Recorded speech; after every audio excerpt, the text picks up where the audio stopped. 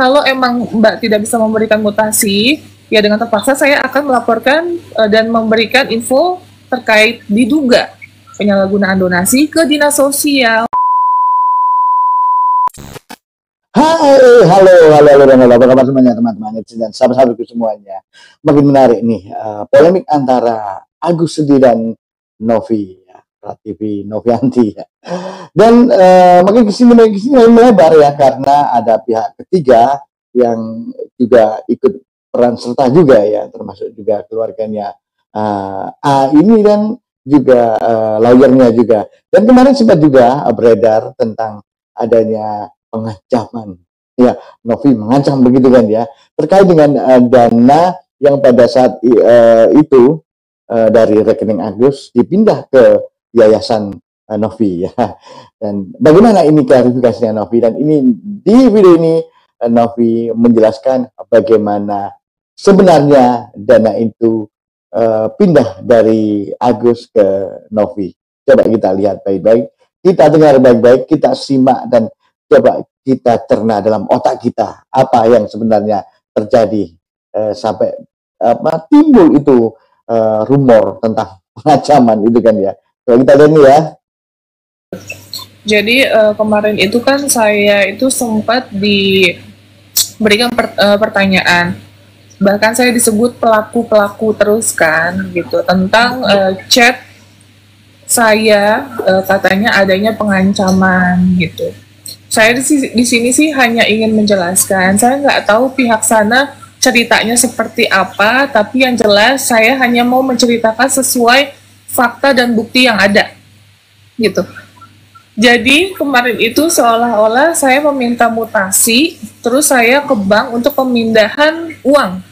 Sedangkan aslinya pada saat pemindahan uang itu saya tidak ikut, itu saya nggak ikut. Terus saya posisinya lagi ujian kalau nggak saya kuliah, pokoknya saya tidak ikut. Itu yang berkomunikasi dan bertemu itu dengan Mas Gary. Terus pada saat saya mengechat seperti itu bukan untuk pemindahan uang. Jadi harus diklarifikasi ya, itu bukan untuk pemindahan uang. Tetapi pada saat saya bilang saya akan melaporkan ke Dinsos, itu hanya untuk meminta meminta mutasi yang 90 juta sekian. Jadi saya mengechat, Mbak, tolong dong kirim mutasinya, itu saya ada buktinya semua. Itu makanya dari kemarin saya sempat mau bikin video pendek untuk chat-chat bukti yang ada seperti itu. Karena kok saya bingung jadi dipelintir seolah-olah kita mau ada ngancem lapor ke Dinsos untuk mindahin uang, itu nggak ada sama sekali. Tapi saya hanya minta mutasi yang 90 juta itu ke atas nama Mbak Mbak MJ.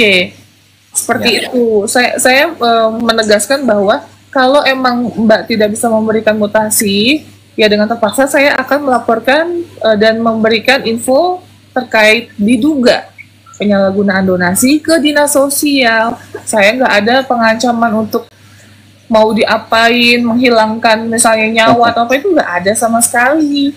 Jadi saya agak kaget dengan statement yang kemarin, yang jelas itu bukan berdasarkan fakta yang ada. Itu aja sih. Kita ada bukti chat-chatnya itu kita masih lengkap, sudah kita print dari awal. Bahkan sebenarnya kemarin kita sudah mau memberikan statement itu dan kita mau menunjukkan buktinya, tapi kita dipotong-potong terus. Seperti itu sih. Iya, jadi seperti itu bro ya. Penjelasan dari Novi bagaimana ketika dana itu pindah dari rekeningnya Agus ke yayasan.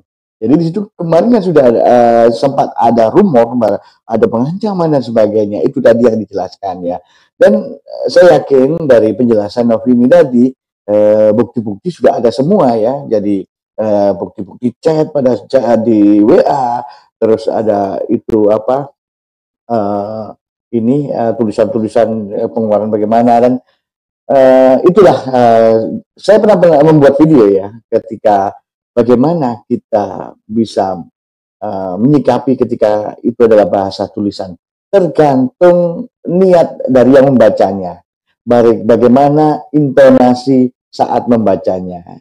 Jadi saya ingat awal-awal bagaimana ketika orang ya, salah satu lawyer membacakan chatnya Novi, dia memakai intonasi yang begitu tegas. Jadi terkesan bahwa itu jangan ini itu kan jadi seperti ya tergantung bagaimana bacanya. Jadi contoh saja ini coy ya, apa begitu ya, ada tulisan apa begitu.